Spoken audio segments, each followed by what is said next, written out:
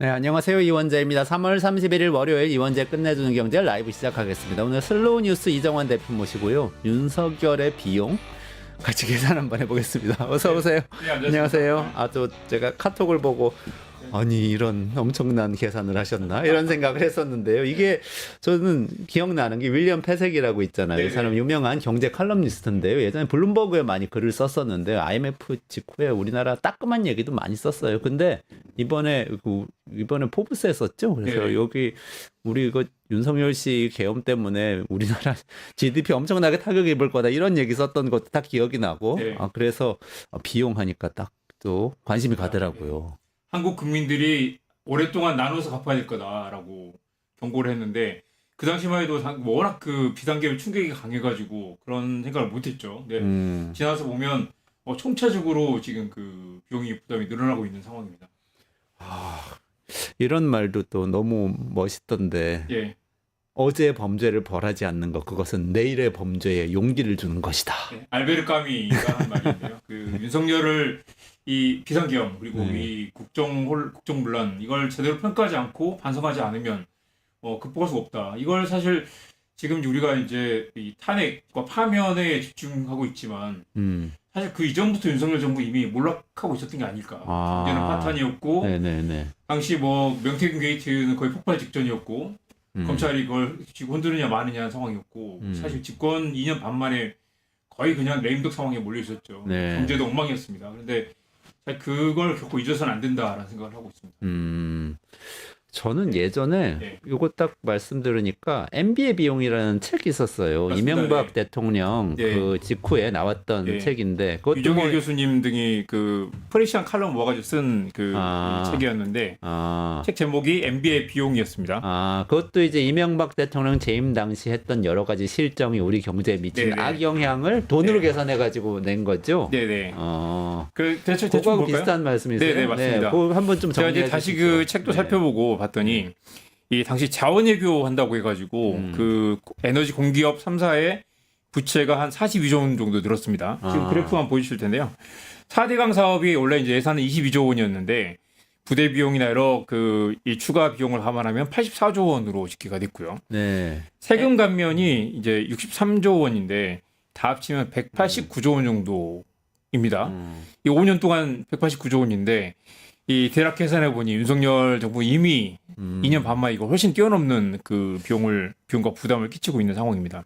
이게 지금 세금 감면 요거는 윤석열 정부에 굉장히 많이 해당될 것 같고 네네. 다른 사업은 이제 조금 다른 것들을 그렇죠. 좀 뭐 적용을 해봐야 4대강처럼 그 되겠네요. 큰 삽질은 하지 않았는데 사실 이제 비상겸의 그 경제적 충격이라든가 그리고 사실 이제 더 뒤에 보겠지만 더 이제 충격적이었던 건 사실 코로나 팬데믹 이후에 그 정부가 지출을 해서 경제를 살려야 될 때 정부가 감세에다가 그 세수는 펑크되고 재정 지출 줄이면서 사실 경제학 교과서에도 나오지 않는 그런 이상한 이 정책을 펼쳐가지고 한국 경제를 빈사 상태에 내몬. 사실 그거는 이제 정확하게 또 이 윤석열 비용으로 산정하기 쉽지 않은데 우리 잃어버린 비용이거나 아니면 정책 실패인데 그 비용은 따로 또 감안을 해야 될 것이고요. 네네네. 아무튼 MB는 자원외교를 뭐 한다고 해가지고 당시 뭐 캐나다 하베스트 에너지를 인수했는데 4조 5천억을 쓰고 3조 7천억 손실을 낸다든가 이 광물자원공사도 해외 뭐 투자를 많이 했는데 이 회수한 자금은 뭐 얼마 안 됐고요. 그래서 이제 이 에너지 공기업 부채가 크게 늘어나서 그런 것을 다 더하면 189조 원이다라는 이제 집계가 나왔는데 이 윤석열 비용을 한번 계산해 볼까요? 그러시죠. 네. 당장 이제 일단 GDP가 크게 뭐 하락을 했는데 이게 뭐 여러 가지 요인이 또 있습니다. 뭐 이 트럼프도 영향도 있고 또 당장 이제 비상계엄 효과도 있고요. 그리고 한국 경제 전반에 이제 그 윤석열 2년을 거치면서 경쟁력이 많이 줄어든 그 효과도 있을 텐데 앞서 보면 이명박 때는 그 5년 동안 평균 3.3%였어요. 성장률이 연평균 3.3이었으니까 나쁘지 않았습니다. 당시 또 2008년 글로벌 금융위기가 있었지만 전체적으로 성장률이 좋았기 때문에 사실 감세를 통한 뭔가 이렇게 경제를 살리기가 어느 정도 그게 효과가 좀 희석된 측면도 있었습니다. 근데 윤석열 정부는 지금 굉장히 안 좋은 그 글로벌 경제 상황에 또 정부 지출 줄이면서 이렇게 굉장히 충격을 키웠는데요. 2022년에 2.6, 그다음에 2023년에 1.4, 작년에 GDP 성장률이죠. 2.0을 기록했는데 올해는 그러니까 한국은행이 1.5로 낮춰 잡았고요. KDI도 1.5입니다. 그리고 한국 정부는 아직 그 1.8로 잡고 있는데 이걸 그만큼 긍정적으로 본다는 의미가 아니라 아예 그 이 성장률 전망조차도 재조정을 하지 않고 있는 그런 굉장히 무책임한 상황입니다. 그리고 이 최근에 보면 뭐 그 글로벌 이 리서치 기관들은 0%대 성장률을 전망하는 것도 있고요. 그래서 굉장히 지금 좋지 않습니다. 지난해 한국 GDP가 한 2,500조 원 정도 되니까 1%만 빠져도 25조 원이 그 GDP가 날아간다는 이야기죠. 경제 성장률, 수출 증가율, 민간 소비 증가율 모두 1%를 찍고 있고요. 피크 코리아를 이미 지난 거 아니냐라는 우려도 나오고 있습니다. 건설 투자는 지난해 8월부터 6개월 연속 마이너스고요. 더 답답한 건 지금 최상목 전 권한대행, 한독수 전 권한대행이 둘 다 트럼프와 전화 통화 한번 못 하고 있는 상태. 내일 모레 지금 관세 전쟁이 바로 이제 임박해 있는데 제대로 된 대책은커녕 미국과 어떤 형태의 조율도 못 하고 있는 상태죠. GDP 그림 한번 다시 한번 보여주시면 GDP가 1%대를 기록한 게 역사적으로 4번인데 네네. IMF 빨간색으로 표시됐죠. IMF 1997년 저 때죠. 네네. 네. 그리고 글로벌 마이너스. 금융위기 이때는 마이너스 아니었지만 이때도 거의 0% 가까운 그렇죠. 또 수치고. 코로나 팬데믹 때 크게 또 이제 마이너스 네. 한번 겪었고요. 그리고 1%대를 기록한 게 네 번째 윤석열이네. 윤석열. 그러니까 그죠. IMF, 글로벌 금융위기, 코로나 위기, 그리고 윤석열 위기. 그러니까 윤석열 자체가 위기였다라고 볼 수도 정말 있겠습니다. 힘들다. 그리고 미국보다 성장률이 낮은 게 또 한국 경제 처음이고요. 또 한번 장기 성장률 그림 한번 있는지 모르겠는데요. 그 보시면 이 그림이 재밌습니다. 이게 이 전후 11년을 계산해서 이 서울대 김세직 교수님이 그 계산하셨던데요. 이제 만약에 2025년이면 앞으로 5년, 뒤로 5년 해서 그 11년 동안 평균을 낸 그 성장률입니다. 장기 성장률이라고 하는데요. 그러니까 이대로 가면 2020년에 2.22를 기록했고요. 2029년이 되면 0%가 될 거라는 거죠. 이게 추세적으로 낮아지고 있지만 지금 이제 지난 2019년, 2020년이 굉장히 그때는 상대적으로 좋았고 윤석열 정부에서 이걸 어떤 이 전환을 만들지 못하면 계기를 만들지 못하면 이 흐름으로 계속 갈 텐데 중요한 3년을 우리가 윤석열과 지내면서 윤석열 자체가 위기로 되는 그런 상황을 맞았다. 굉장히 중요한 시기인 거는 분명하네요. 그러니까 네. 어쨌든 간에 우리가 이 개발도상국 시절에 고속 성장하다가 네. 차차차 성장률이 낮아지면서 선진국으로 진입하고 있던 건 맞잖아요. 네. 그런데 어느 정도껏 이렇게 안정화 시켜가면서 소프트 랜딩을 해야 되는데 네. 그대로 쭉 떨어지면 이제 완전히 마이너스 성장 국가가 되는 거죠. 그렇습니다. 그렇게 되지 않도록 막아야 네. 되는 시기가 바로 딱 윤석열 대통령 그렇습니다. 시기였는데 MB는 뭐 4대 강이나 뭐 비즈니스 프렌들리 뭐 그런 걸 내세우게 됐고 나름 또 박근혜 대통령은 뭐 기초연금도 도입하고 나름 또 이 무슨 새마을운동 같은 복지 정부 주도 이렇게 뭐 성장 정책을 펼치기도 했죠. 그리고 문재인 대통령은 소득주도 성장이라는 그 새로운 또 이렇게 그 정책을 내걸었고요. 윤석열 정부는 사실 눈에 띄는 게 없습니다. 없는데도 그러니까 까먹인 거 많죠. 하나씩 살펴보면 네. 일단 이렇게 저도 이번에 취재하면서 이렇게 비용이 많이 들었는지 몰랐는데 대통령실 이전 비용 예산이 네. 당시 인수위 시절에 496억 원이라고 그랬어요. 네. 근데 관저공사 비용이 늘어나면서 21억 원 늘어나서 이제 다 하면 517억 원이다라고 주장을 했습니다. 네. 위에 빨간색 부분이 이제 대통령실에 주장하는 비용이고 문제는 이사 비용뿐만 아니라 아래쪽에 있는 이제 대통령실 주변 정비, 국방부 재배치 대통령이 국방부로 들어가면서 연쇄적으로 이동을 했죠. 또 관저도 또 옮기면서 여기저기 이동을 하고 그것까지 계산을 해야 되는 거네요. 당연히 이동을 해야죠. 안 들어갈 비용인데 그게 사실 또 적은 비용이 아니죠. 완전히 그 설비를 다 뜯어 고치고 보안이나 뭐 그 다 설치 다시 해야 되기 때문에 그건 쏙 빼놓고 공사 비용만 가지고 자꾸 얘기를 했잖아요. 그렇죠. 그래서 이걸 다 더하면 그 중간에 보면 이제 수도방위 사령부 이전하는데 거의 3천억 가까이 들었고요. 또 용산 그 잔류기지 대체부지 마련하는데 또 3천억. 그다음에 군 경비 경호 방공부대 이전 비용이 또 2천억 해서 다 해서 1조 원이 이미 넘습니다. 그것만. 1조 원 이상이다. 네네. 대통령실 이전 비용이. 이전 비용만. 그리고 사실은 그걸 둘러싼 엄청나네요. 갈등을 감안하면 또 이건 이 무형의 비용이 또 엄청나게 많이 들었을 텐데요. 우리 또 여기서는 그것까지 다루지 않겠지만 우리 이태원 참사도 사실 용산 경비에 많이 그 용산 경찰서 인력이 이동하면서 사실 그 이태원 참사에 경력을 많이 투입하지 못했다라는 지적이 있지 않았습니까? 네. 그러니까 이 용산 대통령실 이전에 들어가는 비용이 명시적으로 나타난 것만 1조 원인데 훨씬 더 많은 비용이 들어갈 수 있다. 우리가 비용을 치렀을 수 있다라는 거고요. 대통령실도 이 비용 자체를 부정하지는 않습니다. 다만 이게 이전 비용에 넣느냐 아니면 원래 군 비용으로 넣느냐의 차이인데 결과적으로는 이게 다 대통령실 이전에 따른 파급되는 비용인 건 맞죠. 그건 부정할 수가 없습니다. 이 전체 금액이 막 수백조 원이라서 1조 원은 별로 큰 거 같지 않은 느낌이지만 1조 원도 사실 생각해보면 엄청난 비용 아니겠습니까? 그리고 그래도 아무리 그래도 네. 어디가 투자해가지고 네. 일전 뭐 투자 실패해가지고 날리는 거하고 그렇습니다. 그냥 생짜로 그냥 저 관저랑 사무실 이전하는데 1조 원 그냥 써버리는 거하고는 네. 그거는 차원이 달라요. 네. 사무실 이전한다고 뭐 새로운 가치가 생길 가능성이 사실 1도 없잖아요. 그렇죠. 뭐 완전히 다른 얘기입니다. 뭐 풍수질 때문인지 모르겠지만 그리고 사실 관저 이전에 따른 그 또 21g 논란도 있고요. 또 중간에 뭐 그 이 천공이 뭐 이렇게 다녀간 풍수질 받느냐 안 받느냐 그게 뭐 백종원이 누구니 논란도 많지 않았습니까? 21g이 그 건설회사 이름이죠. 네네. 21g은 대통령 관저 공사의 인테리어를 맡았던 업체인데 이 업체가 또 코바나 컨텐츠의 후원사여서 수의 계약으로 계약을 했는데 당연히 김건희 여사가 업체를 찍지 않았겠느냐. 근데 애초에 수의 계약을 할 수 없는 공사인데다가 인테리어 업체라서 이 리모델 공사를 할 수 없는 업체인데 무자격 업체가 공사를 받았다라는 논란도 있었습니다. 사실 그런 것들이 단지 돈 문제뿐만 아니라 그런 이제 사회적 비용, 갈등 비용, 그다음에 기본적 원칙이 무너지는 것에 대한 이 무형의 비용이 굉장히 컸을 것이다라는 얘기가 그렇죠. 나오고요. 부산 엑스포는 그래도 뭐 네. 크게 해보겠다고 뭐 얘기를 했었는데 그렇습니다. 이것도 그러니까 일단 뭐 전혀 홍보 비용이나 뭐 네. 엑스포 유치가 실패했지만 실패한 과정에서 들어간 비용도 꽤 크다. 2022년에 2,500억 정도 되고요. 2023년에 3,200억 정도 예산을 편성했습니다. 부산 엑스포 유치하는데 예, 예. 그것도 꽤 크네요. 예, 그러니까 5천억 뭐- 원이 일단 네. 명시적으로 드러난 예산이잖아요. 네네. 그리고 부산시가 330억을 또 따로 별도로 잡았고요. 대한상공회의소가 또 기업들에게 또 300억 정도를 또 특별 협의로 받아서 책정을 했습니다. 이 비용이 다 그냥 뭐 결과적으로 실패했기 때문에 다 날아간 거고요. 뭐 경제 효과가 61조 원이라고 했지만 당연히 무산됐으니까 뭐 당연히 사라졌고요. 그리고 우리가 그때 막 그 유력하게 거의 뭐 따라잡았다고 했지만 26표밖에 못 받지 않았습니까? 그 과정에 겪는 외교적 영향력, 그다음에 뭐 도시 브랜드 가치 약화, 그다음에 대외 신인도 손상 같은 것들은 이 무형의 비용이라서 또 잡히진 않지만 그것도 비용이 꽤 됐을 거고요.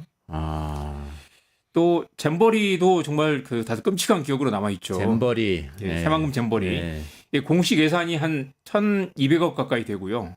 후속 비용이 또 200억, 한 1,400억 정도 들었고 이것도 역시 뭐 6조 원 이상의 지역 생산 유발 효과, 그다음에 뭐 새만금 공항의 지역 인프라 같은 것들은 또 따로 추가로 비용이 잡혀 있는데 뭐 완전히 다 무산됐고요. 국가 브랜드 가치도 뭐 1,500억 이상이라고 했는데 브랜드 가치 상승은커녕 엄청난 그 국가 브랜드가 훼손된 사건이었죠. 이미지 실추 또 간접적인 손실이 훨씬 더 컸을 텐데 아무튼 드러난 비용만으로도 몇천억 정도. 그리고 이게 문재인 정부에서 기획한 사업이라고 떠넘기긴 했지만 다들 지켜봐도 아시겠지만 운영이 실패, 여가부와 행정안전부의 그 혼선 등등이 훨씬 더 그 손실을 키운 그런 사고였습니다. 저는 잼버리 생각하면 이런 생각도 들어요. 그러니까 청소년들이 오는 행사잖아요. 네. 근데 예를 들어서 미국이나 유럽의 청소년들이 선진국의 청소년들이 이렇게 생각할 이런 정서가 최근 한 10년 동안 많이 이 확산이 됐는데 한국이란 나라는 네. 엄청 잘 나가는 나라다. 네. 새로운 스마트폰 이런 거 잘 만들고 네. 뭐 멋진 가수들이 BTS 네. 뭐 이런 가수들이 나와서 너무 멋진 공연을 하고 너무 잘 나가는 회사고 기업들도 성장 많이 한다니까 한번 가보고 싶어요 막 이랬는데 왔더니 땡볕에서 막 엄청 고생하고 네. 땀 흘리다가 아유 고생했지만 알았어요 하고 좋은 기억이었어요 하고 갔는데 그 다음에 계엄을 선포했어 그 나라에서. 그렇죠. 그리고 어떻게 보일까 우리나라 네. 우리 국가 브랜드의 미래에 엄청난 타격을 주지 않았을까 그렇습니다. 이런 생각이 들어요. 그게 사실은 이제 그 무형의 비용까지 합치면 정말 사실 지금 오늘 말씀드리는 것들은 사실 뭐 그 이 몇억 단위, 솔직히 뭐 몇백조 원 단위기로 큰 돈이긴 하지만 그 이상의 그 한국의 그 브랜드 신뢰도의 상실은 훨씬 더 큰 비용일 것 같습니다. 고구마 깎아님, 김일옥님아 감사합니다. 자세히 보고 계시네요. 기회비용도 당연히 감안해야죠. 지금 말씀드리는 것보다 훨씬 네. 클 수 있고 네. 그렇습니다. 실제로 재정에서 문제가 생긴 부분도 있잖아요. 그렇죠. 그러니까 이게 이제 3년 동안 이 재정 수지가 통합 재정 수지, 관리 재정 수지가 있는데 관리 재정 수지, 통합 재정 수지는 이제 지출 수입에서 지출을 뺀 거고요. 관리 재정 수지는 이제 거기에다가 국민연금과 고용보험 등 이제 그 보장성 기금까지 뺀 수치입니다. 둘 다 각각 보면 통합 재정 수지는 130조 원 마이너스고요. 관리 재정 수지는 285조 원 마이너스인데 이게 그러니까 받는 것 봐서도 많이 썼다는 얘기가 아니라 쓰는 건 그대로인데 받는 걸 덜 받았다는 거죠. 그러니까 이게 뭐 돈을 받아서 제대로 썼기라도 했으면 다행인데 쓰지도 않으면서 돈을 깎아주고 세수 예측 실패하고 예산 잘못 잡아가지고 날린 돈이 많게는 280조 원 가까이 된다는 거죠. 사무실하고 집 이사 가는데 1조 원을 그쪽에서 썼다는 거 네, 아닙니까? 네. 그러니까. 그렇죠. 그래서 이게 참 이 애초에 세수가 크게 줄었고 그래서 3년 동안 감세 규모가 아까 이명박 정부 이제 그 세법 개정안을 통한 감세를 따로 잡아보면 이명박 정부는 5년 동안 46조 원인데 윤석열은 3년 동안 63조 원이다. 훨씬 더 많은 돈을 깎아준 거죠. 그래서 이제 우석진 교수, 명지대 교수님은 자영 증가분까지 고려하면 이것만 250조 원 정도 될 거다. 그러니까 이제 세수를 이 세법 개정을 해서 그러니까 줄여놓고 이게 몇 년 동안 앞으로 더 갈 거 아니겠습니까? 그 비용이 꽤 클 것이다라는 거고요. 혹시 그림 한번 보시죠. 지금 이게 이제 이명박 정부보다 윤석열 정부 3년이 훨씬 더 크죠. 그러네요. MBA 비용보다 석열의 비용이 더 큰데. 네, 그리고 박근혜 정부는 의외로 또 이렇게 증세를 했어요. 그러니까 이건 좀 네, 맞아요. 그 세액공제 네네. 뭐 줄이고 그러면서 그랬죠. 평가할 부분입니다. 그리고 보면 또 이 다음 그림 서민 중상층 중소 중견기업 그림 한번 보여주시면 그러니까 이게 세금을 늘리면은 나쁜 거라고 많이들 생각하시지만 박근혜 네. 정부 어쨌든 세금이 늘어났지만 또 복지도 같이 그렇죠. 늘어나서 뭘 같은 게 하느냐 늘어난 그리고 거죠. 누구에게 세금을 받느냐도 중요한데 네. 보면 윤석열 정부 감세는 이 고소득자에게 35조 원, 대기업에게 21조 원이 집중돼 있습니다. 그리고 서민 중산층은 상대적으로 좀 더 적게 감세를 했고요. 한번 그 그림 이거 보시면 이게 이제 서민 중산층만 따로 놓고 본 거예요. 서민 중산층, 중소 중견기업만 놓고 보면 다들 감세를 했지만 이명박 정부는 이제 특히 서민 중산층 감세도 많았어요. 많았고 윤석열 정부는 이제 상대적으로 문재인보다 좀 적었고요. 그 다음에 고소득층 대기업만 보면요, 이게 보면 이제 고소득층 대기업 이게 완전 차이가. 예, 그래서 이제 윤석열 정부는 고소득층 대기업을 한 5조 원 이상 깎아준 거죠. 그래서 이게 이제 문재인과 박근혜는 나름 고소득층과 대기업에 세금을 좀 늘렸고, 네. 그리고 윤석열 정부는 세금을 많이 깎아줬다는 거죠. 이명박 정부보다도 이거는 훨씬 더 깎아줬네요. 그렇죠. 이명박 정부가 원래 비즈니스 프렌들리라고 그래가지고 재벌 친화적이고 이런 맞습니다. 비판 많이 받았는데. 그러니까 이명박도 깎아준 것 중에 상당 부분은 중소기업과 저소득계층에 많이 갔는데 이명박 정부는 사실 그런 이제 좀 시장주의적인 게 있었던 것 같아요. 깎아줘서 돈을 활용하게 한다, 네네. 낙수 효과를 한다라는 그런 이제 뭐 나름의 좀 이제 그 신념이 있었을 텐데 이 보면 윤석열 정부는 도대체 무슨 생각인지 아니면 어떻게 보면 지금 의심이 드는 건 최근에 그 최상목 경제부총리가 미국 국채에 2억 원 투자했다는 이야기 네네네. 들으셨죠. 그거 보면 도저히 공직자로서의 윤리라든가 미국 국채에 투자한다는 건 한국 원화 가치가 떨어지면 한국이 망하면 돈을 버는 그런 환율이 치솟을 때 돈을 버는 그런 상품이거든요. 그렇죠. 물론 그게 불법은 아닙니다. 그렇지만 다른 사람도 아니고 예를 들면 한국은행 총재나 기획재정부 장관은 절대 해서는 안 되는 그런 투자, 그리고 스스로도 이율 배반적인 이해 충돌인 그런 투자인 거잖아요. 그런 사람들이 이 정권을 쥐고 있었던 게 아닌가. 그리고 이런 감세라든가 이런 재정지출 정책의 모든 목표가 우리 패거리들의 이익을 늘리는 방향으로 설계되어 있지 않았는가라는 의심을 할 수밖에 없는 그런 그림입니다. 그렇군요. 그래서 또 예. 학자로서의 네. 저는 뭐 네. 이제 증세를 통해서 복지를 늘리는 게 더 네. 경제에 좋다고 생각하는 입장이긴 하지만 또 어떤 한편에서는 세금을 깎아주면은 그 돈을 사람들이 많이 소비하고 하면은 경제가 더 잘 돌아가는 거 아니냐. 네, 네. 감세도 경제 성장에 효과가 있다. 이런 생각하실 수 있어요? 그렇습니다. 네, 그런 효과는 없었나요? 실제로 이게 이제 낙수 효과가 있었는가 뭐 그런 걸 분석을 해봐야 할 텐데 실제로 최근 상황은 그 IMF 그 코로나 팬데믹 이후에 경제가 매우 침체돼 있는 상황이어서 다들 그 투자를 줄이고 있는 상황 아니었겠습니까? 그래서 가계 기업 정부가 3주체가 가계와 기업이 투자할 여력이 없으면 정부가 사실은 적자 재정 감소하고라도 재정 지출 늘려서 경제를 키워야 될 텐데 그때 윤석열 정부는 틀어지고 있었던 거죠. 그래서 그 세수 손실이 83조 4조 원 정도 되는데 이게 차기 정부에 한 100조 원 정도 부담을 줄 거다라는 얘기도 나오고요. 차기 정부가 진짜 고생하겠네. 예, 이게 차기 정부가 아마 당장 올해 출범하게 될 가능성이 매우 높다고 보면요. 이게 만약 2년 더 가면 진짜 감당할 수 없는 형태로 망가질 텐데 의외로 박근혜 정부는 돈을 많이 남겨서 문재인 정부 22조 원을 현금으로 넘겨줬습니다. 그리고 문재인 정부는 또 윤석열 정부에 한 7조 원을 넘겨줬고요. 코로나가 있었는데도 네네. 또 그래도 나름 또 많이 남겨줬네. 그 기억하시겠지만 문재인 정부는 세수 예측을 잘못해가지고 더 많이 들어왔어요. 맞아요. 그래가지고 막 그것- 남아가지고 비판 많이 그것도 받았죠. 문제라는 이야기 있었지만 아무튼 뭐 결과적으로 많이 들어와서 세수가 풍성해졌죠. 근데 윤석열 정부는 이걸 100조 원을 빚을 안고 시작해야 되면 아마 다음 정부는 굉장히 힘들 상황이고요. 그러니까 윤석열과 이명박을 비교하면 이명박은 사실 감세를 하면서도 또 지출을 늘렸어요. 돈을 쓰고 싶어서 대통령이 된 거죠. 뭐 공사도 많이 하고 뭐 이렇게 네네네.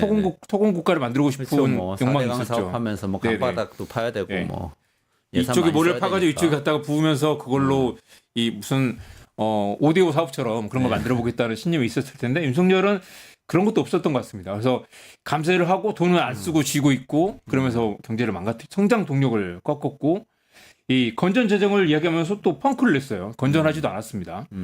이게 지금 이제 막 시장 3년 동안 시작된 이 충격이 어디까지 갈지 알 수 없는 상황인데 말씀하신 대로 아까 그 낙수 효과가 있었느냐 네네네. 말씀하셨죠. 사람들이 돈을 쓰면은 사실 소비가 늘어나서 사실 네. 자영업자들이 사는 거 아니냐 이런 생각을 할 수도 맞습니다. 있거든요. 물론 뭐 지역 화폐를 나눠주고 이래서 살릴 수도 있지만 세금 맞습니다. 깎아줘도 많이 쓰지 않냐 이런 생각하는 이 거죠. 소매 판매액 지수 그림 한번 보여주시면 저 이 그림이 너무 가슴이 아프고 저 충격적인데 일단 분기별로는 11분기 동안 계속 마이너스. 그러니까 윤석열 정부 출범 이후 2022년 2분기부터 계속 마이너스고요. 소매 월별로는 판매액 지수가요. 네? 소매 판매액 네, 지수라면 판매액 지수. 그게 그러니까 어떤 내용이죠? 그러니까 그 소비를 얼마나 늘렸는가라는 거 이제 그 전년 같은 달 대비 퍼센트로 나타낸 건데요. 보시면 이게 이제 월별로 나타낸 건데 지금 이게 그 2022년 3월부터 계속해서 세 번 빼고는 계속 아니 마이너스를 어떻게 저렇게 윤석열 정부하고 정확하게 정확하게 마이너스 맞습니다. 기간이 일치해요. 그럼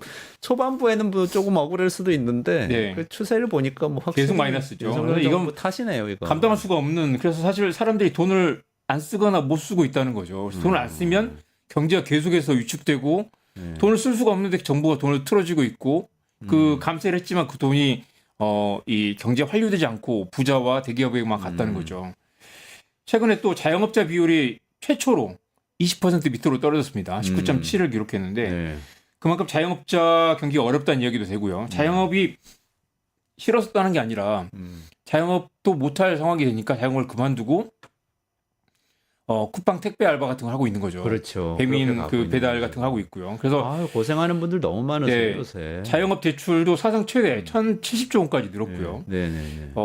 자살률이 또 13년 만에 최고 기록을 냈겠습니다. 28.3%까지 치솟았습니다. 이게 그러니까 이명박 정부 때 기록을 지금 또 갈아치우고 있는 상황입니다. 자살률이. 자살률 그림도 한번 한동안 보여주세요. 떨어지고 있었는데. 네, 떨어졌습니다. 많이 떨어졌고 이게 자살률 떨어진 게 또 박근혜 정부 때 뭐 이제 그 복지를 강화하면서 떨어졌다고 했는데 보시면 지금 이제 3년 연속 올랐잖아요. 이게 딱 윤석열 정부와 또 맞물리는 그런 구조입니다. 사실은 그 자살률은 그 노인 자살이 우리나라에 굉장히 많아서 네네. 네. 그 자살자 중에서 차지하는 비중이 높거든요. 그래서 네네. 사실은 박근혜 정부 때 많이 기초연금 줄었죠. 네. 도입하고 또 문재인 정부 때 여러 가지 복지제도 확충하면서 많이 줄어드는 추세라고 알았는데 지금 보니까 이게 또 어떻게 이렇게 예. 정확하게 윤석열 정부 때 이렇게 반전이 되나요? 참 이게 보시면 그 뭐 안타깝네. 정확하게 앞서 여러 통계들로 입증이 되지만 내수가 줄고 자영업자 위기가 오고 그다음에 복지가 축소되고 하는 과정의 일련의 흐름이 이제 이렇게 자살률이라는 통계로 마지막에 또 나타난 게 될 수도 있고요. 자영업자 통계 한번 다시 보여주시면 그 우리가 자영업자가 전체 근로자 노동 경제활동 인구가 한 3분의 1이라고 그래서 네. 너무 많다는 얘기도 했는데 지금 이제 꾸준히 줄어들고 있습니다. 이건 줄어드는 건 맞다라고도 하지만 사실은 이 최근에 줄어든 양상은 힘들어서 자영업조차도 그렇죠. 못하는 네. 상황. 그리고 뭐 100만 원 미만 자영업자들이 뭐 80 몇 %라는 얘기도 나오고요. 그 굉장히 그 자영업도 붕괴하고 있다. 이 상황이 정말 한국 경제 전반에 지금 이제 그 이 침체와 절망의 상황으로 가고 있고요. 그리고 제가 보니까 네. 고용을 하고 있는 자영업자분들이 줄어들고 있어요. 네. 혼자서나 아니면 부부가 같이 그리고 하는 분들은 그뭐 유지되거나 무급 계속되는데 가족 종사자 뭐 그런 것도 무급 있죠. 가족 종사자라는 용어로 쓰죠. 네. 그건 유지되는데 고용할 정도의 여유가 이제 안 되시는 네. 거예요. 있는 사람도 내보내고 그냥 우리 둘이 합시다 하면서 물가는 어렵게 오르는데 살아가시는 이렇게 거예요. 그 자영업의 위기를 사실 남의 일처럼 봐서는 안 되는 게 이분들이 결국 또 소비를 못 하게 되고 계속 더 극도의 빈곤층으로 내몰리게 되면 이분들을 배제하고 갈 수는 없는 거죠, 경제라는 게. 근데 윤석열 정부 이런 데 대한 전혀 어떤 고민이 없었던 것 같습니다. 근데 또 이렇게 감세를 하다 보니까 아까는 재정 적자 많이 났다고 말씀을 하시긴 했는데 예. 그래도 막 예산을 많이 깎지 않았어요. 그렇습니다. R&D 예산 관련해서도 네. 많은 네. 논란이 있었죠. 보면 그 R&D 예산 깎은 것과 뒤에 보시겠지만 또 우크라이나 무기 지원이 딱 3조 4천억 정도인데 그게 또 교묘하게 맞아가지고 미국 눈치 봐서 그 우크라이나에 포탄 보내는 비용을 R&D 깎아서 했는 게 아니냐라는 이야기도 있었습니다. R&D 예산을 3조 4천억을 깎은 네. 건가요? 그래서 이제 뭐 그 해서 이 16조 원, 16% 정도를 삭감했다가 다시 네. 복원을 했죠. 그래서 이제 R&D 예산은 단순히 이제 복원했지만 이게 단순히 1년 늦게 가는 문제가 아니라 이것도 결국 그 이 후폭풍이 얼마나 될까? 이 경쟁력 악화, 그다음에 미래 성장 동력 상실이 우려되는 상황이고요. 저는 그런 얘기도 많이 들었습니다. 그 이 슈퍼컴퓨터를 이용해서 그 연구 개발하는데, 그다음에 뭐 포항 입자 가속기 등등등을 예산이 줄어드니까 멈춰야 된다는 거예요. 돈이 없으니까, 전기세가 아까우니까요. 그 상황에 이 비용이 없어가지고 컴퓨터를 셧다운했다가 나중에 다시 틀어야 된다는 거예요. 연구를 돈이 없어 연구를 못하는 상황들. 그리고 수많은 당시 박사 과정들이 이 대학에서 쫓겨나는 상황도 많이 보시지 않았습니까? 네. 이게 1년 지나서 다시 복원했다고 해결된 문제는 아니고요. 또 이게 예산이 줄어드니까 정부에서 중앙정부에서 지방에 내려보내는 지방 교부세를 또 많이 삭감을 했어요. 삭감을 한 것도 이것도 말이 안 되는데 원래 줘야 될 돈을 안 줘버린 거예요. 정부가 중앙정부가. 네. 지방 정부에서 또 돈을 못 쓰니까 그게 또 다 지방 경제에 또 위축으로 이어졌겠죠. 국가 채무는 이미 GDP 대비 51%가 늘었고요. 이 국가 채무는 꾸준히 늘어나는 상황이긴 하지만 잠깐만요. 네.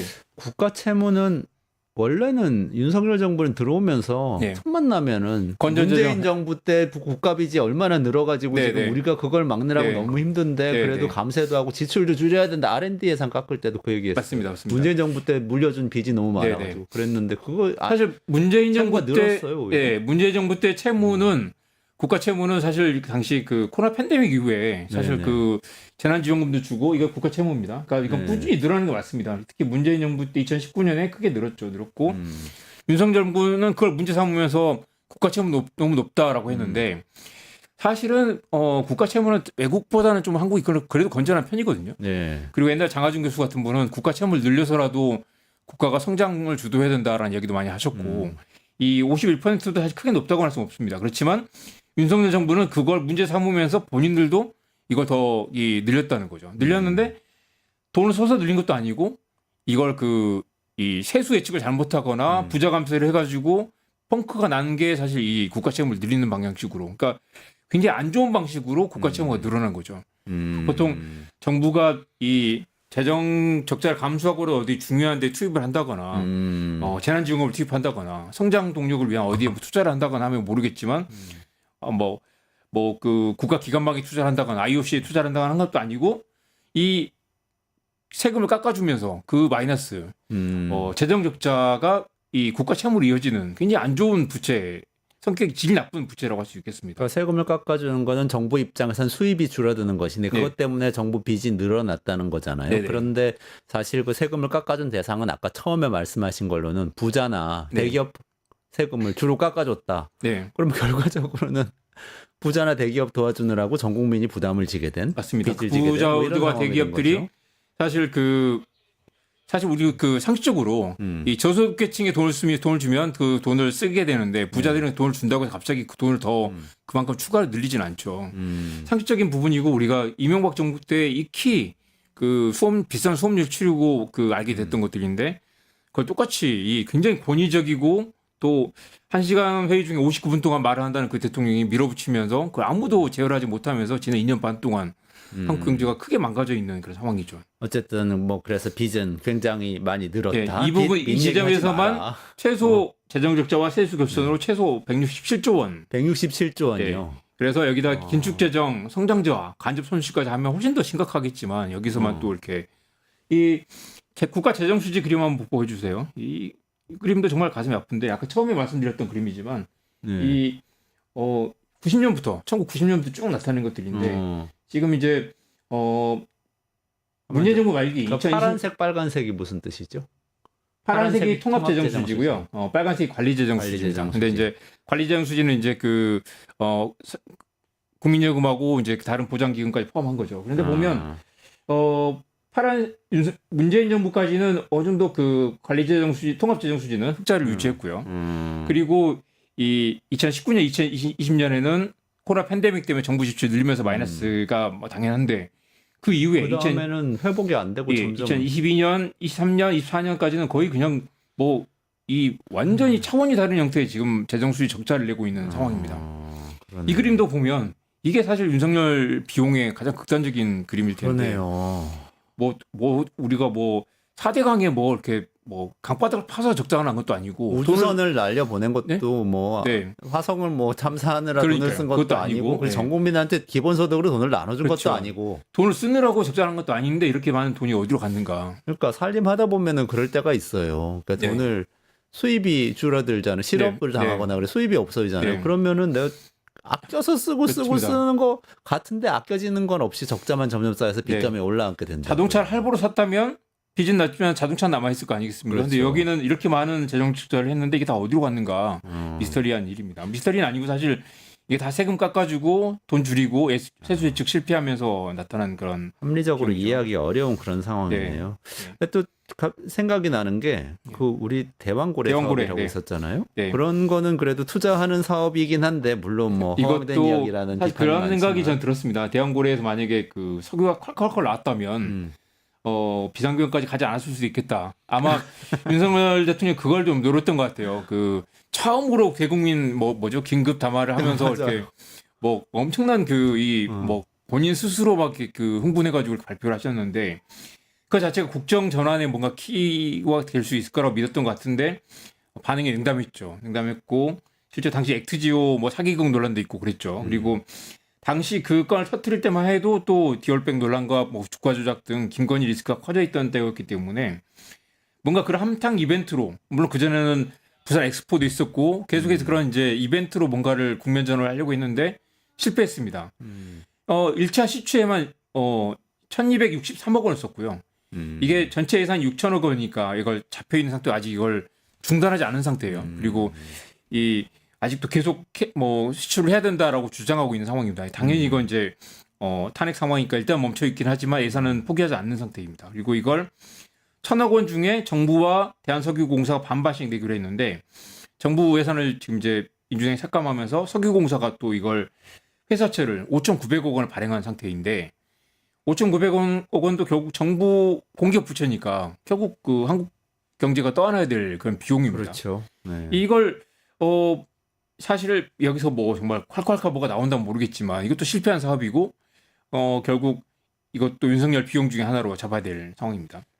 나는 진짜 아까 그 추측하신 거 있잖아요. 뭐 합리적 추정인 것 같은데 이 대왕고래 사업에서 석유가 콸콸콸 나오면은 내가 이 전국을 반전시키고 뭔가 이 다시 주도권을 잡아보겠다고 생각을 만약에 했다면 그 사실이라면 이 사람은 진짜 공부를 안 하는 사람인 거죠. 그렇습니다. 지금 이런 시추 사업은 그동안 계속돼 왔고 이건 뭐 그냥 석유공사에서는 계속 보도자료 내던 사업이거든요. 확률이 워낙 맞습니다. 낮기 때문에 수없이 우리가 또 속고 포기하고 뭐 그냥 그런 것보다 하는 사업인데 이걸 주변에 왜 그걸 말리는 참모가 없었을까 생각해 보면 아까 말씀드린 것처럼 혼자 떠드는 분이기 때문에 전혀 그런 이 반대 의견을 귀를 듣지 않았기 때문에 이렇게 폭주했던 거 아닐까 싶고요. 자 이제 환율 이야기도 좀 볼까요? 아까 말씀 잠깐 주셨는데 우크라이나 무기 지원이 그것도 있습니다. 3조 5천억 원. 25억 달러니까 3조 5천억 정도 이것도 비용으로 나가 있고요. 이걸 사실은 대통령이 또 단독으로 결정한 거고 물론 미국의 압박이 있었겠지만 우회적으로 이제 그 미국을 통해서 포탄을 지원을 했습니다. 이것도 사실은 한국이 이 살상 무기를 지원하지 않는다라는 원칙이 있었는데 결국 그 원칙을 깬 것이고 이것도 결국 이 아까 그 엄청난 정부 부채 가운데 일부로 녹아들어 있을 거고요. 이걸 마련하기 위해서 다른 데서도 깎았겠죠. 깎고 이런 부분도 사실은 한국 사회에 합의가 있었는가? 그리고 윤석열 단독적인 결정에 따른 이 비용을 한국 사회가 결국 또 할부로 갚아야 되는 상황이죠. 아, 저는 이거는 진짜 추측을 좀 해보자면 네. 내심 계엄령을 선포할 수도 있는 상황을 만들어보는 재료가 될 수도 있겠다는 그런 생각이 맞습니다. 조금 있는 상황에서 그- 이런 의사결정을 한 게 아닌가. 맞습니다. 전에 뭐 이승만 그런 생각이 평론가도 들어요. 비슷한 얘기를 네. 하셨지만 그 내란과 또 동시에 또 외환의 음모가 또 있잖아요. 있고 네네네. 사실 또 조선일보가 또 계속해서 북한군의 이 우크라이나 전쟁 투입, 러시아군 투입을 계속 또 키웠어요. 그래서 사실 또 미묘하게 또 우크라이나를 통한 이 남북 갈등을 키우는 그런 이 그렇죠. 정서가 있었죠. 어, 그게 또 비상계엄의 또 네. 논리적인 근거를 만들려는 시도가 있었지만 조금 실패했고요. 야, 어쨌든 뭐 이렇게 충격적인 일들이 많은데 금융시장 네, 얘기해 주시고 전체적으로 그래서 비용이 얼마라는 것인지 정리해 네. 주면서 오늘 방송 금융시장 짧게 마무리하도록 볼까요? 하겠습니다. 네. 일단 환율이 계속 오르는 추세긴 했지만 비상계엄 이후에 또 1,400원 수준에서 지금 이제 한 100원 정도가 훌쩍 올라 있는 상태입니다. 오늘 1,470원 돌파했죠. 네. 100원 정도 훌쩍 올라 있는 상태인데 한국의 대외 부채가 한 6,700억 달러 정도 되니까 원화 가치가 한 100원 이제 환율 오르면 가치가 떨어지면 채무가 한 67조 원 정도 늘어나게 됩니다. 이것만으로도 환율을 관리하지 못했기 때문에 한국 경제의 그 부담이 또 60억 이상 늘어난 상태고요. 그게 그 돈으로 계산이 어떻게 네. 되는 거죠? 한국 대외 부채가 대외 부채가 네, 지난해 말 기준으로 6,700억 달러 정도 됩니다. 아, 정부 그걸 회사채 다 가지고. 포함해서요. 네. 아, 그리고 주가는 그래도 좀 많이 회복을 했습니다. 회복을 했는데 이 비상계엄 직후 일주일 만에 한 120조 원 정도가 날아갔죠. 그래서 네. 이 주가는 늘 급등락하기 때문에 이걸 뭐 윤석열 비용을 잡기는 어려울 수 있지만 그래서 이건 잡지는 않았습니다. 그렇지만 다른 변수를 제외하더라도 이미 윤석열 정부가 한 100조 이상 디스카운트 되고 있는 게 아니냐. 그리고 실제로도 코로나 팬데믹 이후에 다른 나라들 주가 다 올랐는데 한국만 또 계속 그 이 지지부진한 상태가 계속 됐었거든요. 그 와중에 비상계엄이 터지면서 이렇게 한국 주가가 또 이렇게 상대적으로 또 이 밸류에이션이 낮아진 그런 상황입니다. 외국인 투자자들이 또 계속해서 주식을 지금 외국인 투자자 그림 한번 보여주시겠어요? 외국인 투자자 순매수 수치를 보면 비상계엄 이후에 계속해서 빨간색이 이제 그러네요. 내다 판 거죠. 네. 계속해서 주식을 내다 팔았습니다. 이것만으로도 외국인 투자자 보유 비중이 한 1% 포인트 빠졌는데 이것만으로도 한 70조 원 정도, 70조 원 정도 이렇게 그 외국인이 빠져나간 상황입니다. 와, 외환 시장에서 대외 채무만 따져도 한 67조 원. 그리고 외국인 투자자, 주식시장에서도 한 120조 빠져나갔고. 원. 네, 외국인 투자자만 따져도 한 70조 원. 네, 네. 이거 단위가 너무 크다. 네. 뭐 얼마든지 주가야 뭐 등락을 오르고 오르내리기 때문에 그렇지만 적어도 비상계엄 효과만으로 한 뭐 몇십조 원이 빠졌다. 그리고 사실 이 실패한 그 밸류 한 코리아 밸류업 프로젝트도 실패했잖아요. 그런 것들도 사실 윤석열 정부의 어떤 이제 주가 부양의 실패라고도 네, 그런 네. 것도 반영이 됐을 거고요. 아, 마지막 수출도 사실은 이 20개월 만에 수출 그래프 마지막 한번 보여주십시오. 20개월 만에 다시 이 마이너스 10% 마이너스로 올해 이루어집니다. 돌아. 보면 그 코로나 팬데믹 코로나 이후에 팬데믹 꽤 때 많이 계속 올랐다가 마이너스였다가 네. 회복하다가 빨간색 다시 부분부터 윤석열 정부인데요. 이 마이너스로. 수출도 매우 좋지 않습니다. 자, 정리를 해보면 네. 몇박에 잡아볼까요? 그래서 전체적으로 얼마입니까? 이게 이명박 MB의 비용이 아까 189조 원이라고. 네, 네, 그렇습니다. 이게 유정일 네, 교수 네, 네. 팀에서 그래서 이제 연구한 거죠. 그러니까 정확하게 딱히 이 잡기 어려운 부분들이 있지만 대통령실 이전 비용으로 1조 원, 엑스포 3,200, 잼버리 1,500, 대왕고래 1,263, 우크라이나 무기 지원 3조 5천억, 그다음에 GDP 1% 떨어진 게 25조 원, 그다음에 3년 동안 세수 손질이 84조 원, 그다음에 또 감세가 이 세수 손실에 포함되어 있겠죠. 고소득자 감세가 35조 원, 대기업 감세가 21조 원, 그다음에 환율 급등으로 인한 대외 채무가 한 67조 원 늘어났고요. 그다음에 외국인 투자 빠져나간 게 한 70조 원 된다고 치면 그것도 좀 꽤 많이 될 거고 그걸 이제 100% 잡기는 어려울 수도 있습니다. 그래서 윤석열이 코리아 디스카운트였고 이걸 다 더하면 최소 300조 원 이상. 300조 원이요? 네, 300조 원 이상. MB의 비용보다 훨씬 큰. MB는 5년 동안 189조 원이라면 최소 300조 원 이상. 또 이게 5년이 아니고 네. 3년이고. 네, 학자들이 좀 이제 정확하게 계산해봐야 되겠지만 최소 그 정도. 그리고 내수 부진 효과 등등도 기회 비용을 감안해야 될 거고요. 네. 그러면 지난해 말 기준으로 한국 국민이 5,169만 명인데 네. 나눠봤더니 1인당 580만 원 정도를 1인당 580만 원씩을 안겨준 거예요. 비용을 마이너스를 안겨줍니다. 그래서 이걸 사실 뭐 우리가 580만 원이 엄청난 건 많은 할 수 있잖아요. 300조 원이면 우리 GDP의 10% 넘습니다. 이 돈을 지금 윤석열 정부가 국민들에게 마이너스를 안겨주고 있는 상황이고요. 지금도 계속 늘어나고 있죠. 하루하루 늘어나고 있는 것 같아요. 석방되고 탄핵 결정 안 나고 이러면서 지금 저기 트럼프와 통과도 아직 못하고 있고 관세 전쟁 두들겨 맞고 있고 대응 체제에서 전혀 대응 못하고 있고 환율은 급등하고 있고 이 상황이 날마다 비용이 얼마나 늘어날지 모르는데 지금 한덕수와 헌법재판소의 몇몇 재판관들이 이걸 질질 끌면서 윤석열이 비용을 키우고 있는 상황입니다. 아 그렇군요. 300조 원. 제가 1인당 300조 원을 580만 원. 나름 그 보수적으로 잡은 상황이고 저는 이제 경제부 기자이기 때문에 굳이 예단하지 않겠습니다. 다만 MB 정부 끝난 뒤에 MB의 비용을 학자들이 모여서 계산했던 것처럼 윤석열 비용을 지금 계산해야 될 때다. 학자들이 모여서 이 기회 비용과 파급 효과, 장기적인 손실까지 계산하면 아마 훨씬 더 늘어날 가능성이 높다고 보고 있습니다. 그 마지막 총 비용 그거는 그래프 없어요? 그래프 일단 그게 너무 해석지대가 많거나 유동적인 부분이 많기 때문에 따로 계산하지 않았습니다. 그거 같이 한번 그려보면 좋겠습니다. 네. 연구자들 계시면은 들으시고 한번 요거 원 그래프를 하나 딱 그려서 보여주면 좋겠습니다. 빨리 회복돼야 될 텐데 걱정입니다. 탄핵이 경제다. 파면이 경제다. 파면이 경제다. 빨리 끝내고 새로운 이 정부가 들어서서 좀 수습을 해나가면 좋겠습니다. 오늘 여기까지 진행해야 될 것 같습니다. 이원재 끝내주는 경제 매일 오후 5시 45분 진행하고요. 끝장 뉴스 5시에 진행하고요. 저는 내일 다시 오후 5시 끝장 뉴스 라이브에서 찾아뵙기로 하고 오늘은 이정환 슬로우 뉴스 대표하고 같이 여기서 인사드리고 물러가도록 하겠습니다. 고맙습니다. 네, 고맙습니다.